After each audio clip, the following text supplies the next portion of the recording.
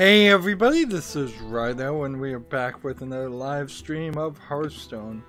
Today is Monday, November 6th, and we have a lot of work to do, I guess, as daily quests, not so much as far as news. Now, the only thing that might be a little bit weird here is I'm gonna have to immediately check and see if we can see all the new cards, which I guess we can, because we've now got kobolds here.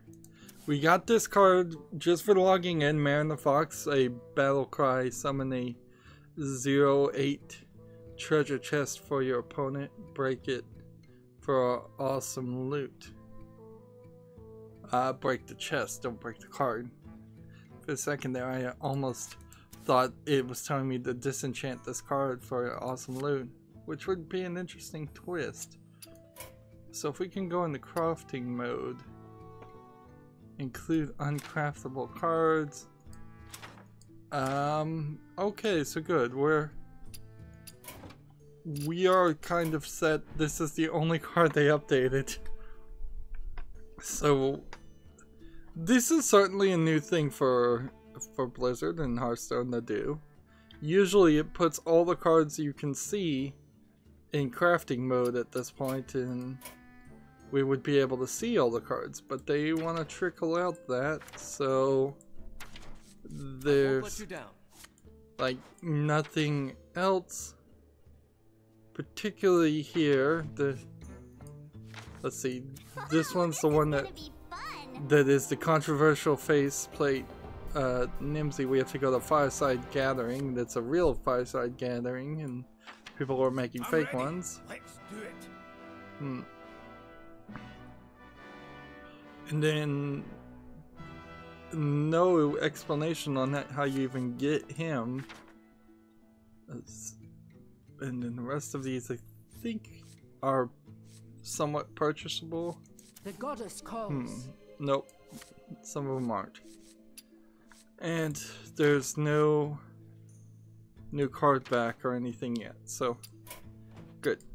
For a second there I thought this would turn it from a regular live stream into a non-regular live stream. So I need to win rogue games, play rogue cards, and play 30 shaman cards. Now I only need to get 2 of these done, and I still kind of feel like the way by adopting an actual streaming schedule of some specific days instead of every 3 days, I think I may be lowering the amount of gold I'm actually potentially getting. Almost certainly that's the case if you played every single day. And I hate that, but there's really nothing that I can do to fix that. Let's see, we're back to normal arena runs, so there's no reason to purchase anything. This is interesting. US dollars now. They changed that.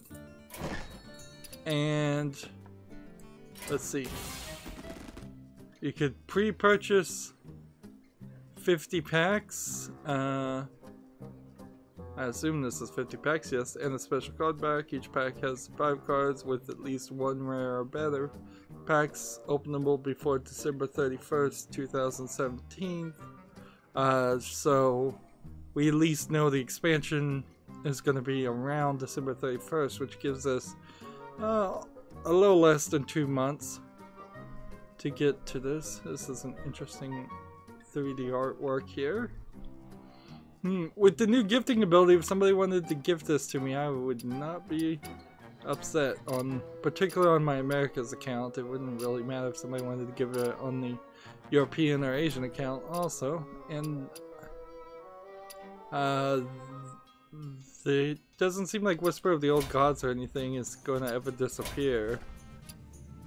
Oh, I guess you just purchased this guy with 10 US dollars. Interesting. And let's see if there's anything in the Soul Adventures while they were adding other things. Nope. if they were gonna never add anything else to Solo Adventures, they could just move this choose button a little to the side and we'd have a full list. One collapsed. So, rogue games. We also have some... We want to get to Rogue 20, so we're gonna play that. And then let's begin with the news. The news today is not super heavy, but there's a few things. There is an article where Blizzard was asked if they'd ever talked about reintroducing Blackthorn or the Lost Vikings, and they say they've talked about it a lot, but they are too busy working on their other games, is the general gist of that. Now, I have barely played the Lost Vikings, and it's kind of more of an adventure game, and I have never even heard of Blackthorn. And in all honesty, I would much prefer to see the original Warcraft come back out before those came out, or the Warcraft unfinished, well, almost completely finished but never released Warcraft point and click adventure game. Those would be of more historical importance because they at least tie into the World of Warcraft series.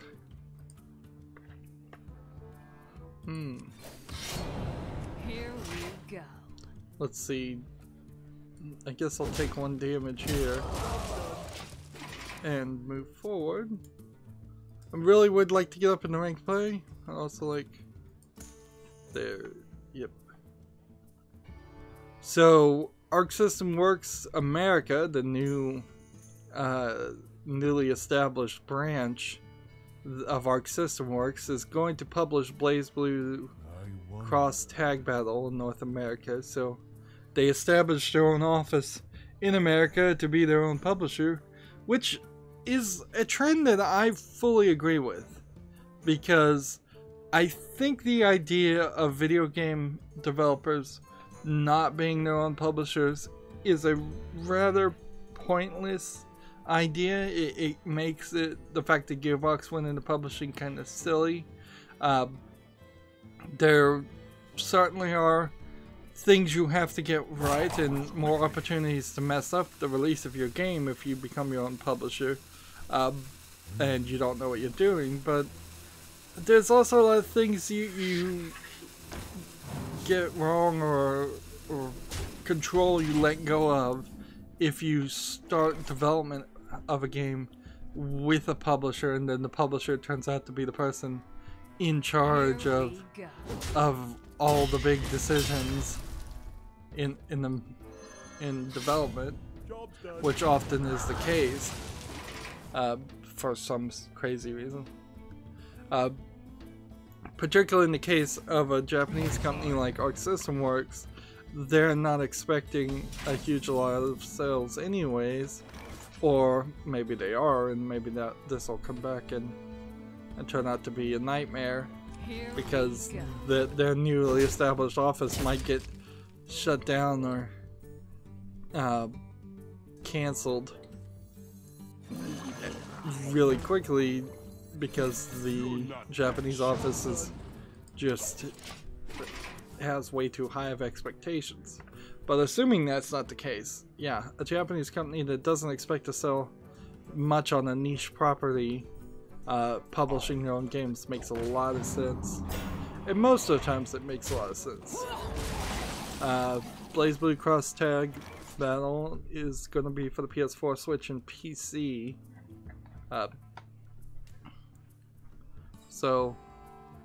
And it's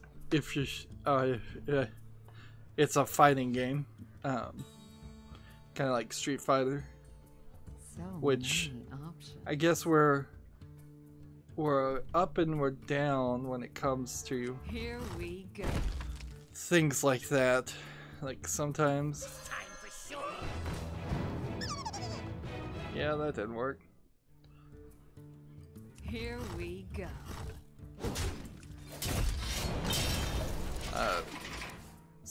we need more fighting games, but there isn't a lot of demand for fighting games as much as there was. There used to be. The part of the problem is there are just no arcades, at least in the United States anymore. And fighting games worked particularly well in arcades because they could take your corner very quickly, and if you lose in the first fight, and they encourage a second player to be put in a second quarter to challenge you, and they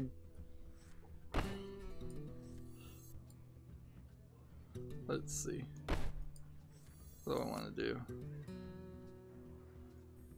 Play this.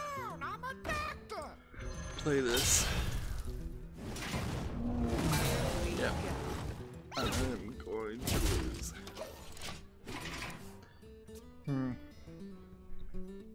Travis is on the chat. Say, hey Rydo, how's my day going?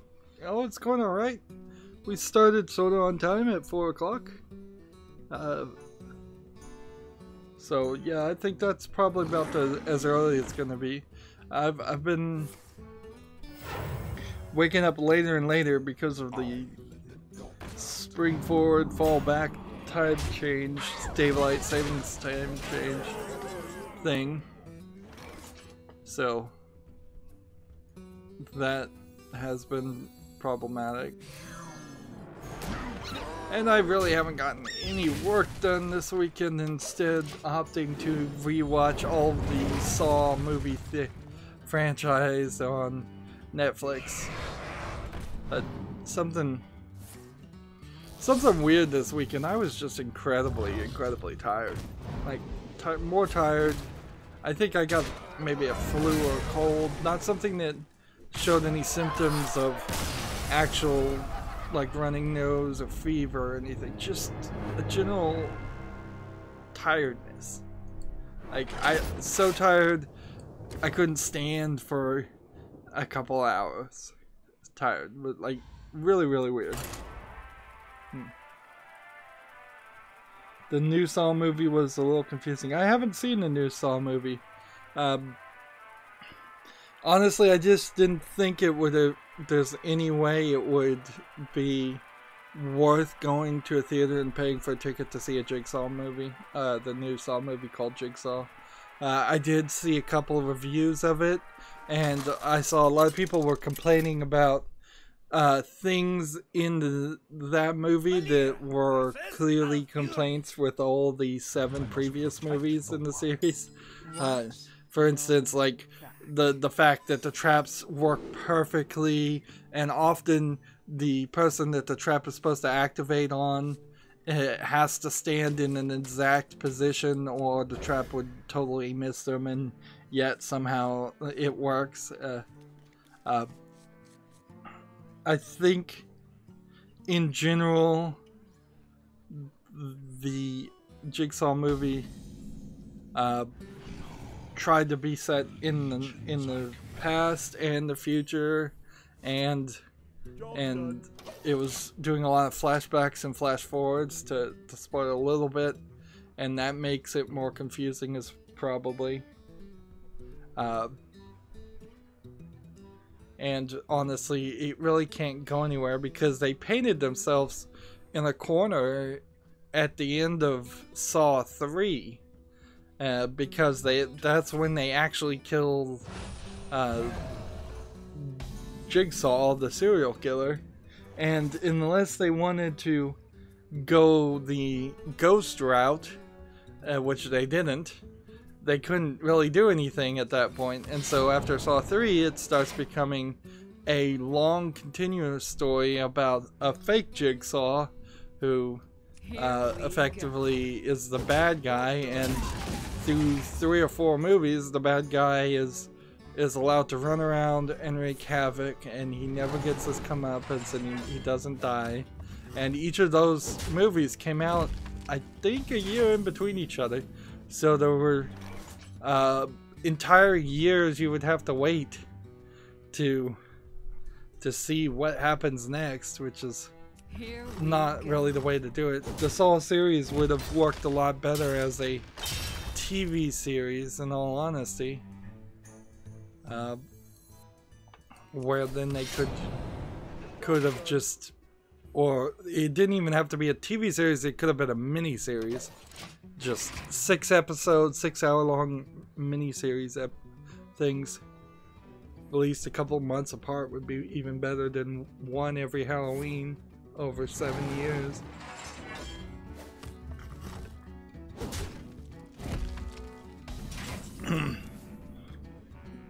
I also watched The Cult of Chucky on Netflix, and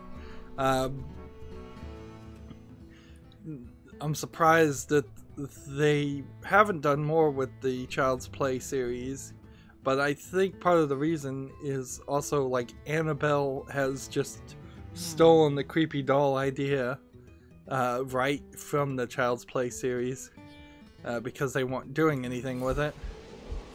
Here we go.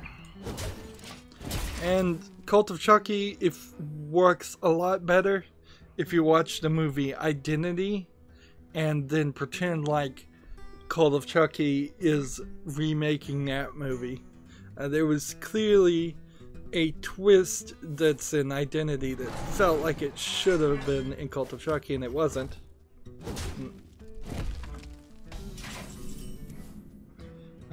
Travis says, the good thing about movies like Friday the 13th is the killer can't die, so you can keep making movies with the original killer in it.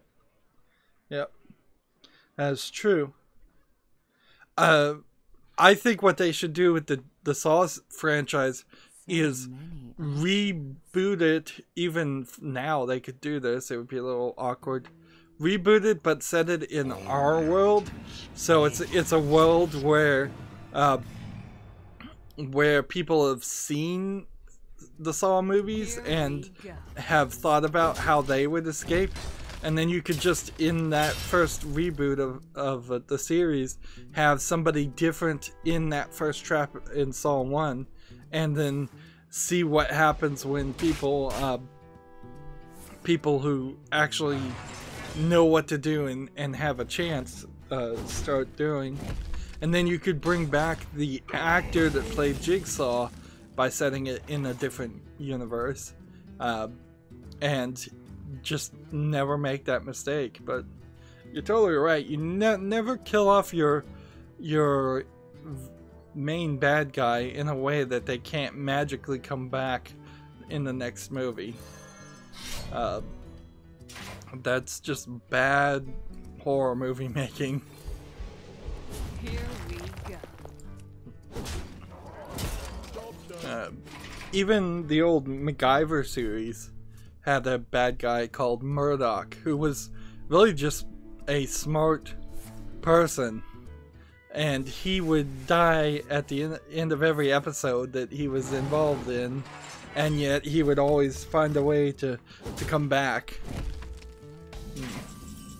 And so it doesn't even really have to be magical. In fact, for the Jigsaw series, it would make so much sense if Jigsaw was smart enough to make all of these traps that he would also be smart enough to find a way to fake his death. But they just really failed to do anything on that. Mostly because Lionsgate and Twisted Pictures, the makers of the Jigsaw movies, didn't really care about it. The series is like the Walking Dead video game series in the fact that the first movie was written as a student project and then was really good and then purchased, and then all the other movies were just written by random people. In fact, Saw 2 wasn't even supposed to be a Saw movie. They just crammed the Saw elements into it. So yeah, they didn't care about it. They didn't want to put any effort into it. You would have hoped that they would have wanted to improve upon that now with the reboot, but they don't, because it's just a Halloween movie, and that's all they really want to do is make some money on a Halloween movie when they know like people are just gonna go and watch any piece of garbage horror movie and then forget it. It's not going to run for like 3 weeks into Thanksgiving. And make them a bunch of money, so it's just gonna be low budget fare. It's kind of surprising that that Mummy reboot didn't air at some point during Halloween. But you'll notice there was no new Star Wars, there was no new Marvel movies around Halloween. Thor Ragnarok instead is out like now, a week later. They just, for all of October mostly, they just put horror movies in the theaters so that you can take your significant other to the theaters and maybe they'll get scared and maybe they'll hold you tight in the seats. Which that's, when I say that out loud, it sounds very, very odd, but that's kind of what the idea of horror movies are, is to take somebody to get scared so that you can go and pretend like you're not scared. They're date night films. One for all and all for the funny thing in rewatching the Saw series, at least Saw 1 through Saw the final chapter, which is Saw 7, is how Saw 2 was really, really bad when I first watched it compared to Saw 1, but is actually the second best, I would argue, because they just get consecutively worse in each of the series. But I still like them. Like, they really don't have much of a competition if you're looking for horrific torture things. You could go with the Hellraiser series, I suppose, but they're making a new Hellraiser, and it's gonna be awful, and everybody knows it. And oh wow, I guess you could play this new card. I'd forgotten about that. You looking at me? Yeah, I guess everybody is playing this new card, and except for me. I didn't bother to even put it in my this guy's toast. didn't even bother to put it in my collection. A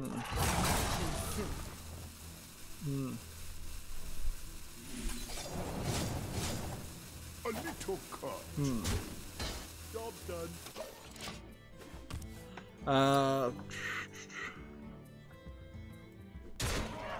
Getting back to video game news, apparently Attack on Titan 2 Future Coordinates has a Danganronpa collaborative where you can fight a giant bear that's half black and white from Danganronpa in Attack on Titan 2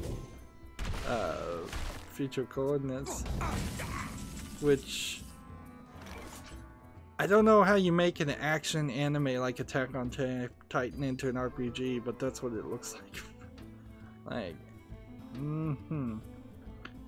It may have action sequences still in it, but there definitely looks like there's some RPG elements. So many options. Let's see. Battle Cry. This. And then this guy's toast. and then this, and then that. Here we go. And play that. Travis says, I like the new legendary. It's kind of annoying having a zero attack minion on your side though. Doesn't it appear on the opponent's side? Or does it? Like what I'm gonna have to look at that card. Like where did it go? It went away. Darn it. I'll have to go back and look at it. I thought that was kind of the point, is that not only does it take up one slot of your opponent's minions set, but if you bother to destroy it, it then gives something even more powerful to your opponent. Well, I don't see how I survived this one. Here we go. This And that. Already attacked. And then in the turn. Travis says, I mean, when they use it. Oh yeah. I think that is definitely part of the point, is to annoy your opponent. And have that.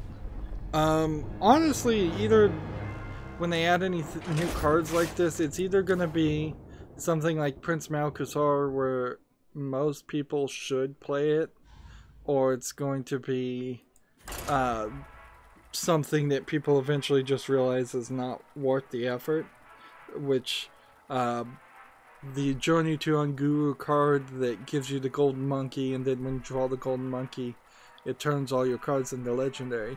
Sounds really cool in theory, but you really don't see that many people actually succeed with that strategy. It's just too crazy. It's too hard to pull off. Valera versus Maiev. Marvel vs. Capcom Infinite has a worldwide shipments of 900,000. So that fighting game, with the sales power of both Marvel and Capcom, is almost to 1 million sales, which is a good measurement to show where a niche game, a niche fighting game, can probably get to. That's probably the highest you can get. The Marvel vs. Capcom Infinite launched in September, so you're talking a couple months. But you're not gonna get 3 million, 6 million, 10 million sales on a game like that. It just isn't likely to happen. Should I use a coin? No, I'm not going to. Travis says, alright, I gotta go, but have fun streaming. See you later. Okay, thank you, Travis. With Travis coming in almost just about 10 minutes from the start, it put a lot more messages on, and so hopefully that'll bring somebody else in on this Monday, which there is a decent chance of that. I guess I really can't do anything.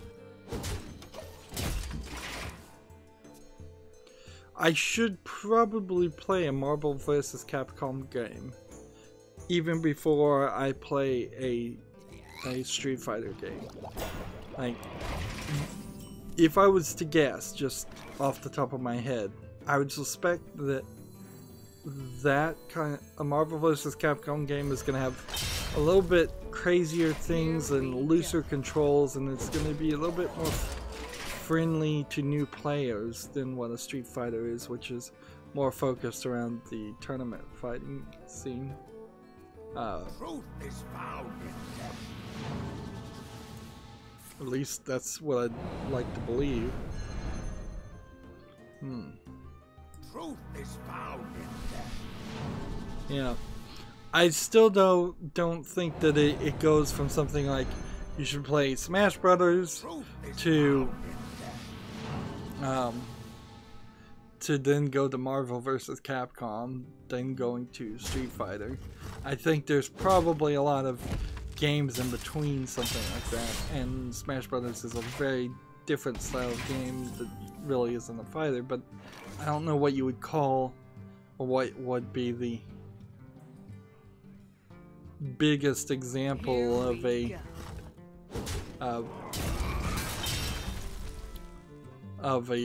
child-friendly fighting game. It's kind of a contradictory concept. Let's see. If I play this, if I do this, if I kill this, and just play that anyways, he can't return anything.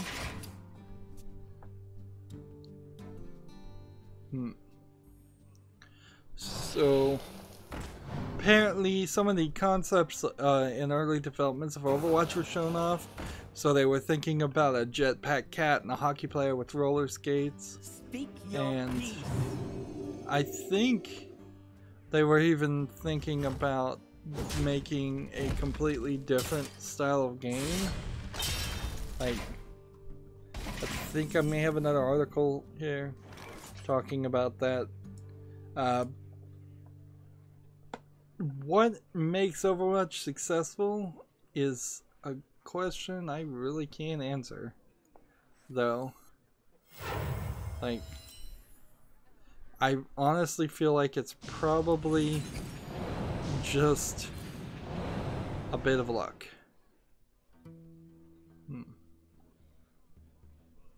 Let's see.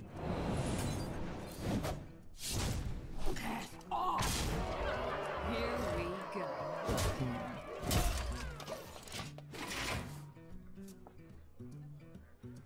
Yep. Yeah, I really don't know what makes Overwatch so good. I think there was probably just an opening to put out something new in the Team Fortress 2 Counter-Strike Go style of game, have some really nice polish on it, and probably more than anything, I would say that Valve probably just dropped the ball, and if they had Here we go. been more attentive to updating Team Fortress 2, Overwatch would have not had any room to come out and be interesting. That being said, they also had Activision Blizzard, so they could put a lot of money behind it and a lot of advertising, and those TV animated shorts that looked like Pixar movies certainly got a lot of people's attention, in the same way that Cuphead's animation got a lot of people's attention. So that being said, at least for me, I liked the animations of Overwatch, but never had any intention of playing it as soon as I heard what kind of game it was. But I'm definitely not the target audience either. Well, at least I'll play cards here. Let's see.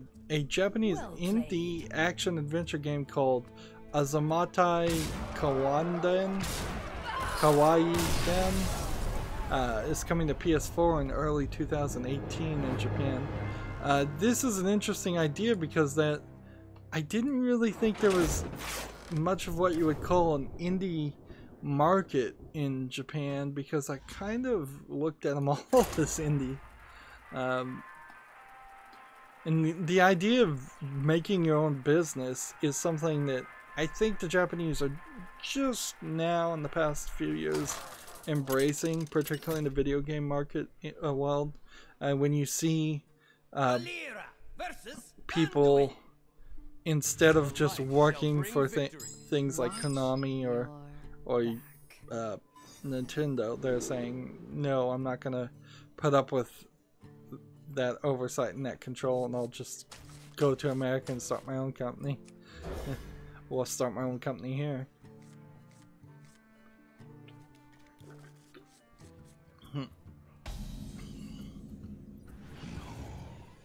And in general, it would be a very good thing if Japanese people started to start their own businesses and do the things that they want to do a little bit more, instead of just giving authority over, which is their culture, to somebody else immediately. Like, because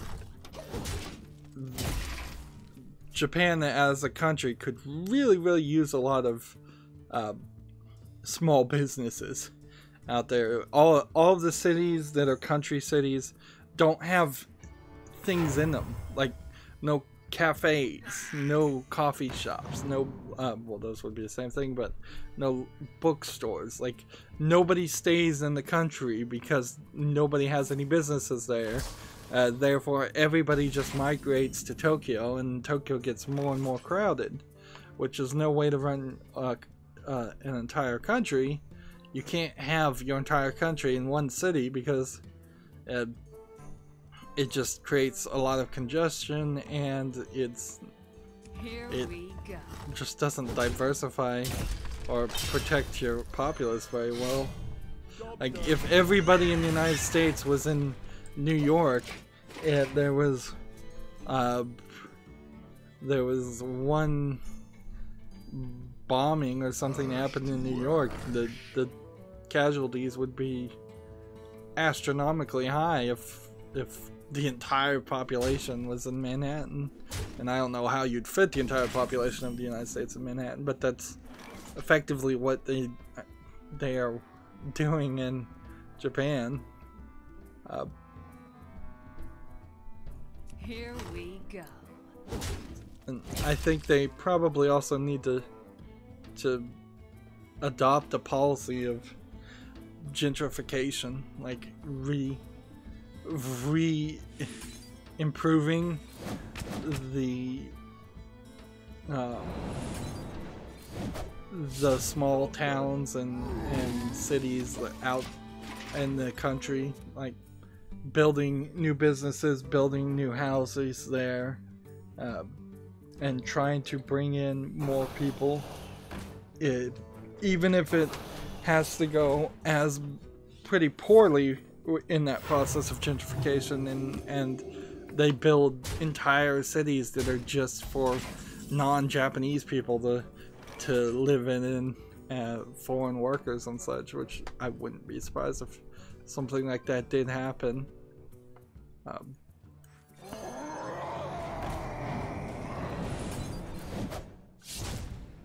Here we go.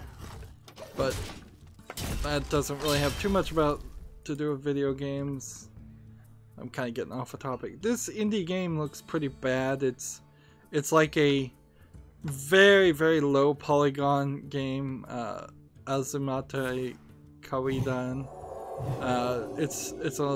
Seems like it's a,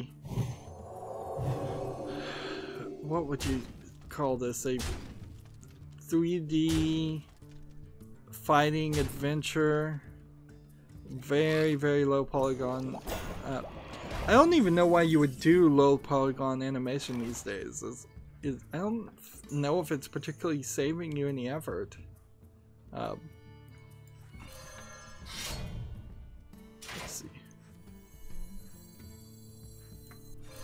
This guy's toast.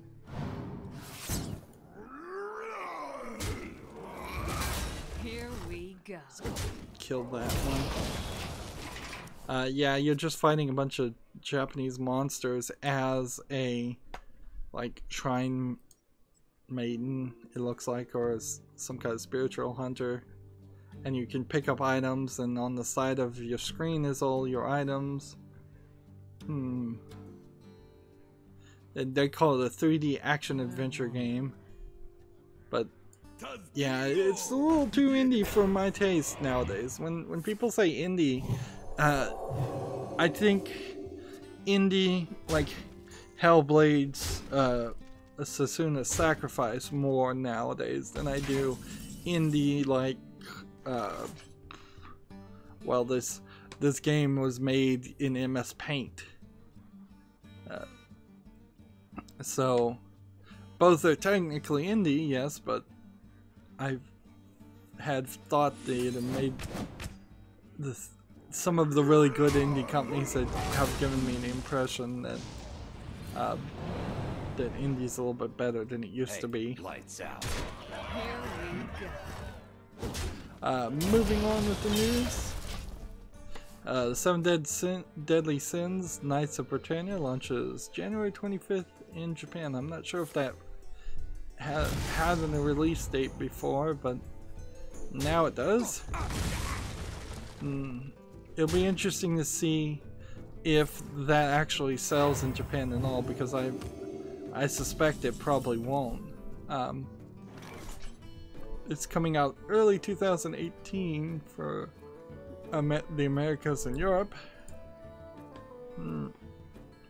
Maybe I will just find a way to get through all the news today. There's a game called Medieval that feels like the fastest retro-styled first-person shooter yet, according to this. Let's watch the reveal trailer. This is probably just an advertisement more than an actual article, because you shouldn't phrase your articles like that where you're saying literally nothing other than hype. It's an Unreal Engine game that looks kind of like Quake and more of a fantasy structure, but the images I'm seeing don't look particularly great. So many options. Here we go. Let's see. What can I can play a coin and I can do this, and that's kind of all I can do.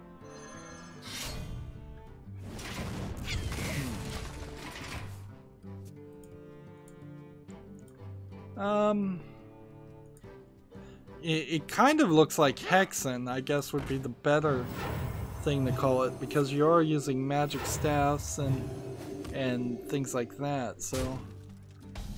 But I really don't see anything like this, any reason to take any note of this game at all.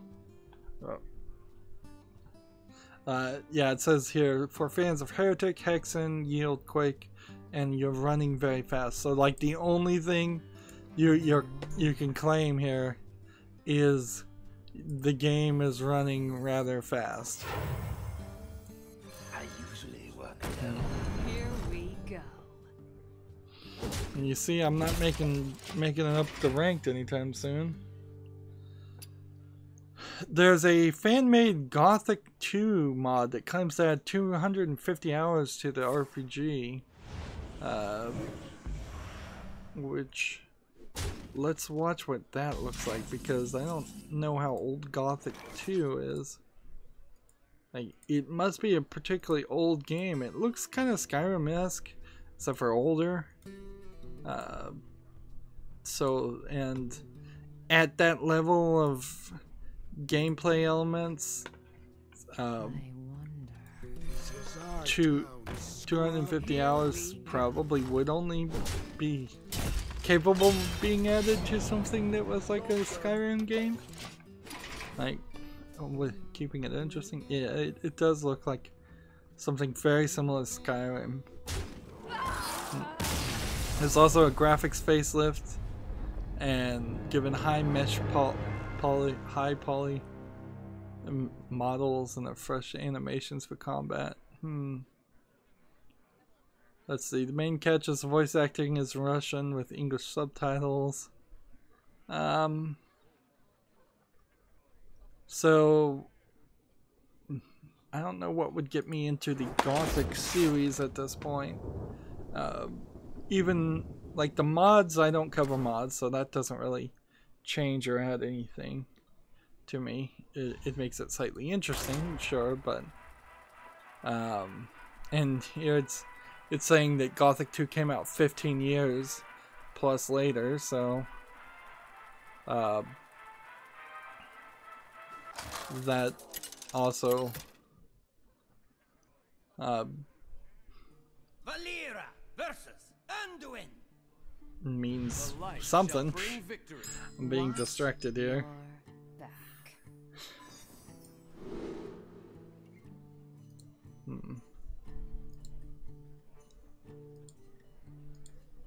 Let's keep playing. This is one of those streams where I kind of just immediately woke up and started streaming and didn't give myself the clear amount of time to completely wake myself up, and now I'm losing a little focus. Here's that other story. The Overwatch team originally considered making a multiple MMO called Crossworlds, and I don't see how you could make a second. I don't see how you can make a second multiple MMO RPG when you have World of Warcraft already. I guess you could do it because you could set one with a lot higher graphics, a lot more demanding on people's graphics cards. Set it in a sci-fi world of some sort, which, you know, Overwatch is kind of in a sci-fi world.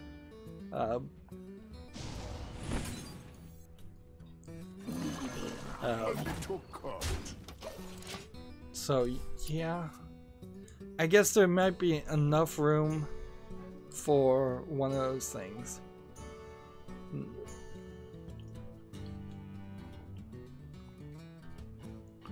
The end is coming!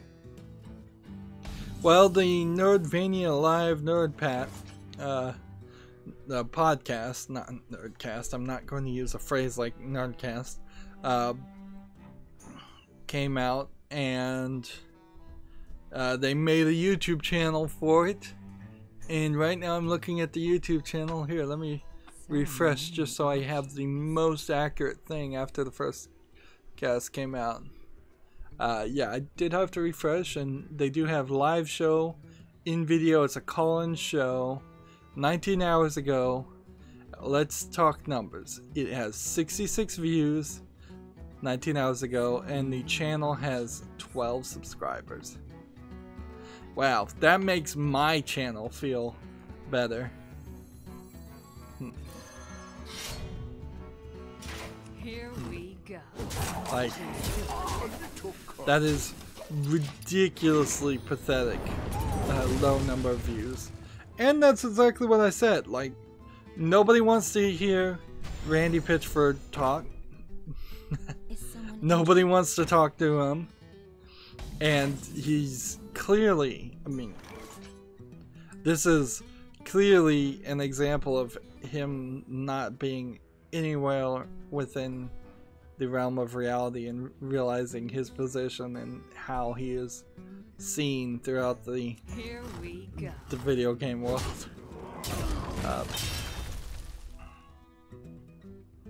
Let's see.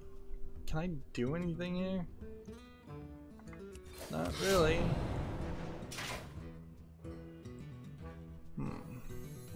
So I can either play this or not play it, and I guess I have to play it.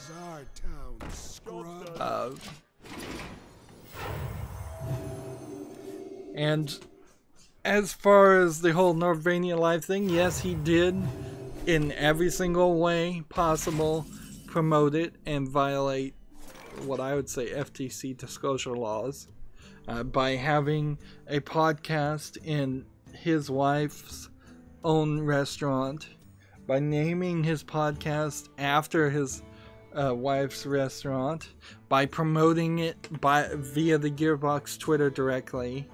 Many options.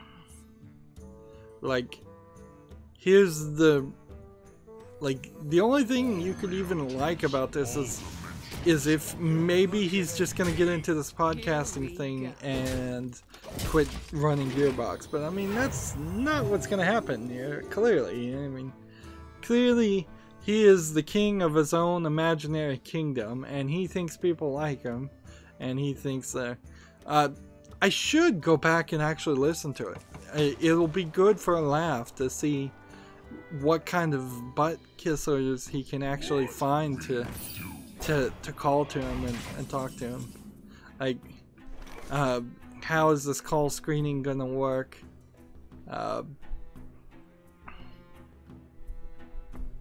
Let's see. I guess we do this. And here we go. Yeah, it'll be funny, I suppose, in just kind of a sort of pathetic way to see what he can even talk about. I imagine it's gonna just be advertisements, like, so I guess I'll bite that bullet and take and watch that one for everybody. Here's a PC Gamer article about link aggregation. That's when you plug in multiple network cords into one computer and one router or switch that is capable of doing link aggregation. For the most part, I have never really seen it significantly increase anything. If you have a gigabit network, you're kind of already limited by your hard drive speed, even if you have an SSD. At least that's what I've seen in my experiments. So unless you're moving files from one RAM drive to another RAM drive, that's not going to really help you that much. And it's certainly not going to help you in any online gaming, because the major bottleneck is going to be your internet service provider, which is not going to be giving you a gigabit up and a gigabit down. Even California, San Francisco, has just as a city tried to give fiber to every single person. Even there, they're only promising like 900 up and down.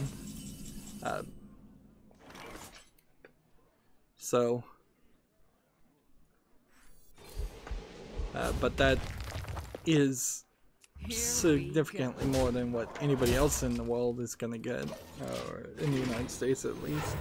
And I'm not sure if it's a particularly great thing if all of California, all of San Francisco has fiber network, and everybody in that small section of the world is happy with the internet, so they stop complaining about the internet, and then their influence and their support of net neutrality goes away.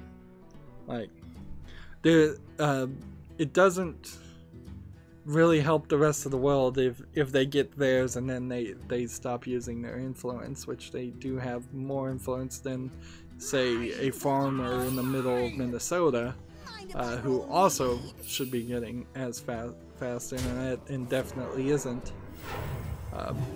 That is inherently a bigger problem of the United States, is that we are a very large country that is striving to give equal rights and equal opportunities to everybody across the country, and often that isn't the case. Where you are born can drastically affect how far you go in life in the United States and around the world, and it's not really fair. Pretty much just moving to California or Manhattan, San Francisco and Manhattan, opens the door to so many possibilities that you have a lot of opportunities to succeed that most of the rest of the United States won't have. That being said, you can also move to San Francisco, Manhattan, and end up homeless. But it isn't a terrible idea to move to one of those cities. Get a really expensive job and just have that on your resume to say, yeah, I was getting paid $80,000 a year in this entry-level job, and then you can take that and move to a place where you might only get paid $40,000 a year, but you're not paying most of your income towards the high amount of rent it costs to live in San Francisco and Manhattan.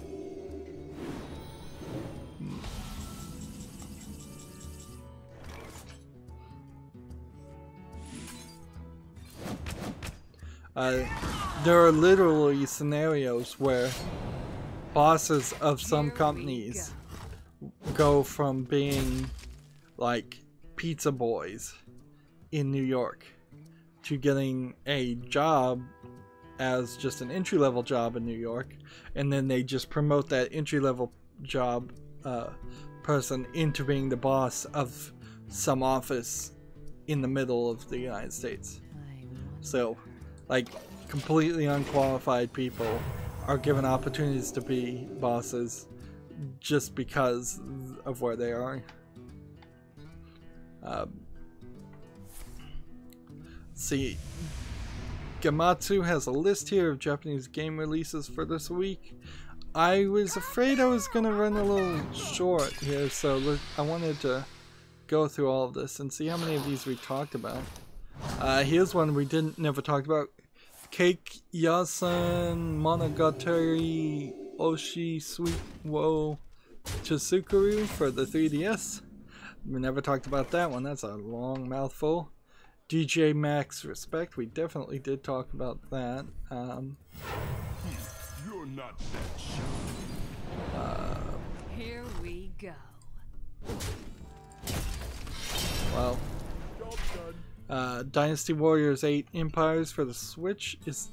That's a different Dynasty Warriors that we haven't talked about. Monopoly for the Nintendo Switch. We didn't talk about that. Need for Speed Payback for the PS4, Xbox One, and PC. Didn't talk about that. Occult 9. We talked about that. Here's one that doesn't even have a link. Oshimatsu-san Matsusuri Welcome Prize 3DS. So, like, even Gematsu didn't bother to have an article about that game. Our World Has Ended. We talked about that. Neo Complete Edition. There's no actual article about that one either, no link for it. Samurai Warrior Spirit of Sanada. Let's see.